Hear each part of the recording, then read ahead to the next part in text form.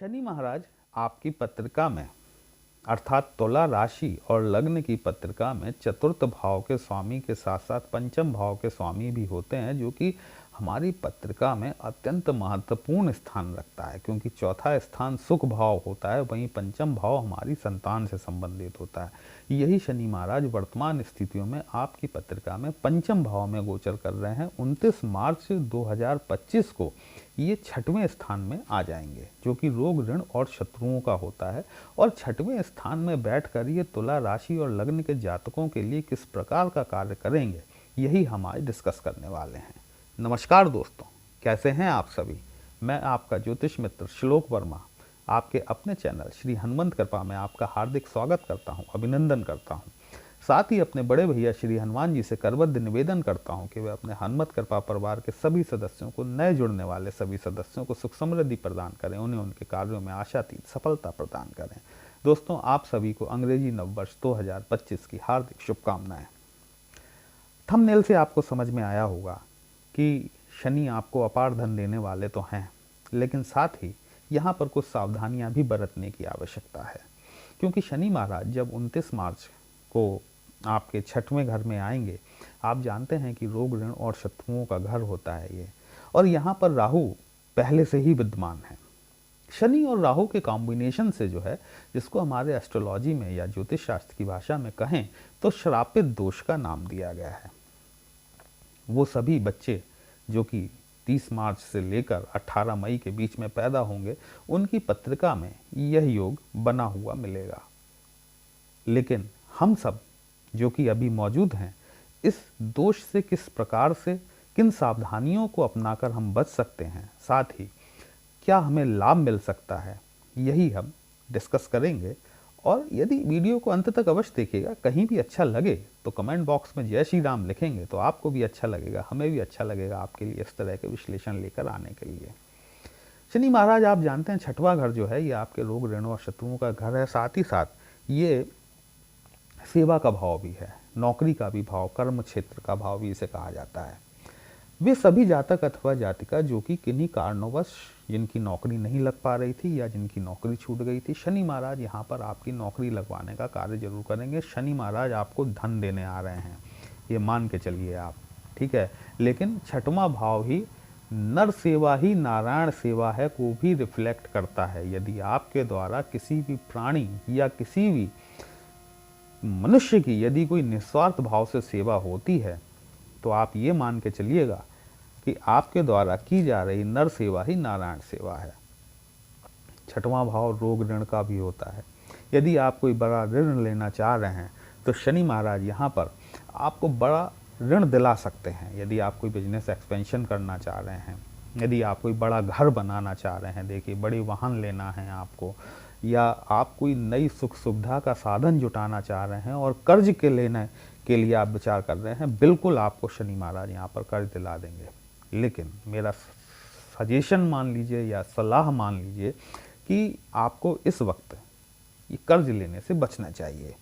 क्योंकि बड़े ग्रहों के ट्रांजिट में जब वो 6, 8 और 12 जैसे भाव में पहुंचते हैं, वहाँ पर लिया गया ऋण काफ़ी लंबे समय तक चलने वाला होता है। दिला तो ये आपको देते हैं, बड़ी आसानी से दिला देते हैं, लेकिन फिर लंबा फंसाते हैं और इनके रीपेमेंट्स में भी दिक्कत आती है। यदि कोई रोग की स्थिति है तो शनि महाराज यहाँ पर आपको उस रोग से भी मुक्त कराने का कार्य जरूर कर सकते हैं। शनि की तीसरी दृष्टि जो है वो आपके अष्टम भाव पर पड़ रही है। अष्टम भाव आप जानते हैं मृत्यु भाव भी कहा जाता है, आयुष्य का भाव भी इसे ही कहते हैं, क्योंकि आयु भी देखते हैं ना इसी से। अष्टम भाव को तंत्र मंत्र साधनाओं से जोड़कर देखा जाता है। वैसे देखा जाए तो इसे रिसर्च का भाव कहना चाहिए। अष्टम भाव ट्रांसफॉर्मेशन का भाव है, आदमी की जिंदगी में पूरी तरीके से उलटफेर कर देता है भाव। जो आज आप हैं वो शायद 2.5 साल बाद नहीं रहेंगे। मतलब आपके जीवन में आमूल चूल परिवर्तन लाने का कार्य शनिदेव द्वारा किया जाएगा, ठीक है। यहाँ पर शनि की जो तीसरी दृष्टि पड़ेगी, यदि आप किसी भी फील्ड में आप रिसर्च से रिलेटेड हैं, यदि आप टैक्सेशन से रिलेटेड हैं, यदि आप सिक्योरिटी संस्थाओं से संबंधित हैं, आप माइनिंग से रिलेटेड काम करते हैं, आपको कोई पैतृक विरासत आपकी किसी विवाद में फंसी हुई है, कहीं कोई चीज़ पेंडेंसी है, कोई इंश्योरेंस का पैसा आपका ब्लॉक है, यहाँ पर आपको शनिदेव निसंदेह तौर पर असीमित तौर पर लाभ कराने वाले हैं। देखिए, शनिदेव की 3 दृष्टियां हैं, आप भी जानते हैं, तीसरी, 7वीं और 10वीं। 7वीं दृष्टि तो सभी के पास होती है, लेकिन तीसरी और 10वीं दृष्टि शनि महाराज को स्पेशल दी गई है। शनि की 10वीं दृष्टि जो है वो आपके तृतीय हाउस पर पड़ेगी, पराक्रम वाले भाव पर, डिसीजन मेकिंग का भाव है, ऑनलाइन सर्विसेज का भी भाव है। यदि आप अपने किसी भी बिजनेस को जिसमें आप हैं या जिस फील्ड में भी आप कार्यरत हैं, आप अपने कार्य को यदि ऑनलाइन प्लेटफॉर्म पर ले जाते हैं, निसंदेह शनि महाराज आपको अत्यंत ही सुदृढ़ परिस्थितियां निर्माण करेंगे आपके लाभ के लिए। क्योंकि शनि आपके देखिए सुख स्थान के स्वामी हैं, सुख भाव के स्वामी हैं, आपके पंचम भाव के स्वामी हैं। अपने से दूसरे जा रहे हैं, मतलब अपने पंचम भाव से दूसरे भाव में जा रहे हैं, और दूसरा भाव आप जानते हैं कि वृद्धि का भाव होता है, चीज़ों को बढ़ाने का भाव होता है।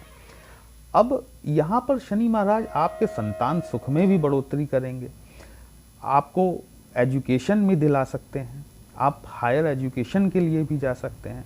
शनि महाराज कुल मिलाकर जो है कि आपको, लेकिन जहाँ पर सावधानी बरतनी है, अब मुद्दे की बात पर आते हैं, जहाँ सावधानी बरतनी है वो शनि की 7म दृष्टि है।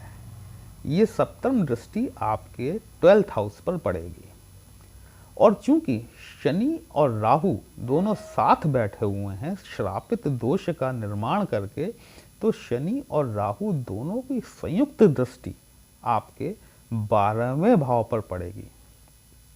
यद्यपि यहाँ पर शनि और राहु दोनों के ही मित्र बुध की कन्या राशि फॉल करती है आपके चार्ट में, ठीक है, तो यहाँ पर बुध की राशि आती है, लेकिन एक समस्या और पैदा होगी।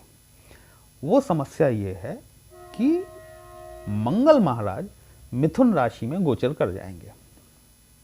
मंगल की 4थी दृष्टि जो होती है वो खराब होती है, तो जहां शनि और राहु की 7म दृष्टि पड़ेगी, वहीं मंगल की 4थी दृष्टि आपके 12वें भाव पर पड़ेगी। 12वां भाव आप जानते हैं व्यय का भाव है, अनावश्यक खर्चों का भाव है, हॉस्पिटलाइजेशन पर होने वाले खर्च को दिखाता है, जेल यात्रा दिखाता है, विदेश यात्रा दिखाता है, विदेशों से होने वाले लाभों को दिखाता है। वैसे तो बहुत सारे इसके कारक हैं, लेकिन फिर भी मोटे मोटे कारक यही देखे जाते हैं। देखिए, शनि और राहु दोनों आपस में मित्र हैं, बुध भी शनि और राहु का मित्र ही माना जाता है, लेकिन जो मंगल की 4थी एस्पेक्ट पड़ेगी, ये आपको व्यर्थ के विवादों में उलझा सकती है।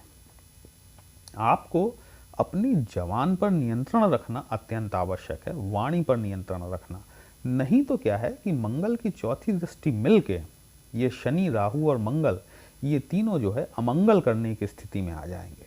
आपको व्यर्थ कोर्ट कचहरी वाद विवाद में फंसा सकते हैं, संभवतः आपको जेल यात्रा भी करा दें। इसलिए आपको अपनी वाणी पर नियंत्रण रखना बहुत आवश्यक है। इसके साथ ही 12th हाउस जो होता है ये हॉस्पिटलाइजेशन पे खर्च का भी होता है। आपको अपने प्रति, अपने परिवार के सभी सदस्यों के प्रति स्वास्थ्य की, हेल्थ की सावधानी बरतना अत्यंत आवश्यक है। क्योंकि जो है ना, ये जो 50 दिन का जो पीरियड होगा, इस 50 दिन के पीरियड के दौरान कई प्रकार की आपको हेल्थ की समस्याएं देखने के लिए मिल सकती हैं। अब इनसे बचाव के लिए आप क्या कर सकते हैं? देखिए, बचाव के लिए शनि महाराज आपके 4th भाव और 5म भाव के स्वामी तो हैं ही, और शनि का सुदृढ़ स्थिति में रहना आपके लिए अत्यंत आवश्यक है। शनि मंत्रों का जाप कर सकते हैं। ओम शम शनिश्चराय नमः, ओम प्राम पीम पौम स शनिश्चराय नमः। किसी भी कृष्ण पक्ष की शनिवार के दिन संध्या के समय यदि आप इन मंत्रों का जाप शुरू करें तो निसंदेह तौर पर शनि महाराज आपके प्रसन्न होंगे, पहली बात। लेकिन अब मंत्र का जाप तो करेंगे, लेकिन कैसे करेंगे? मंत्र भी आपको पता है। देखिए, कोई भी मंत्र जब तक कि बिना संकल्प लिए किया जाता है, तब तक वो हमारे संचित कर्मों में जाकर संचय हो जाता है, ठीक है।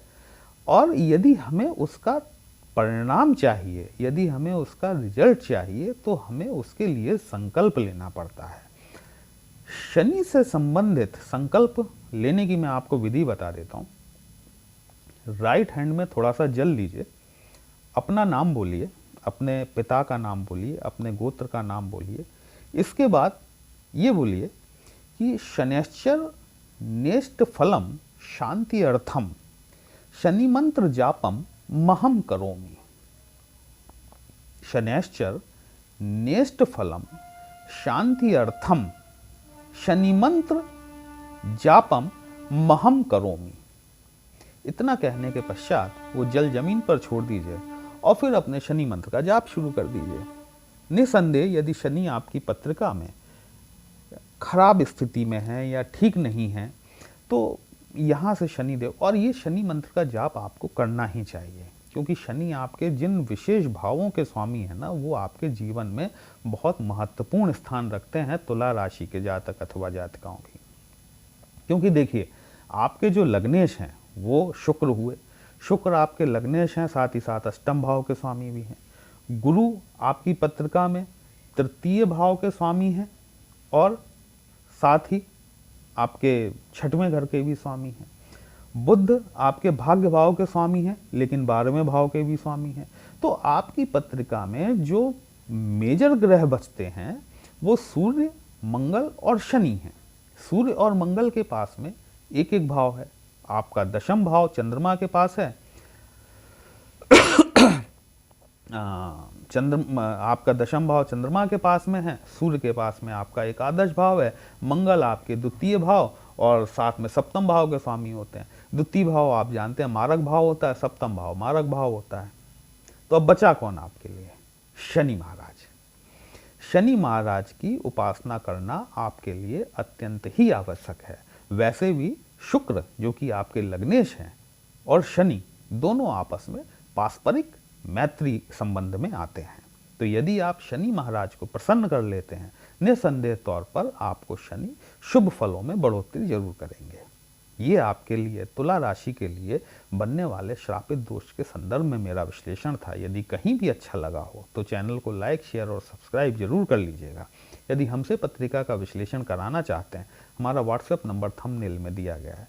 पर्सनल कंसल्टेशन पेड होता है दोस्तों, एक छोटी सी फीस आपको पे करनी होती है। आपकी समस्या का उचित समाधान हमारे द्वारा करने का प्रयास जरूर किया जाता है। चलिए फिर मिलते हैं एक नई राशि के साथ, तब तक के लिए जय श्री राम।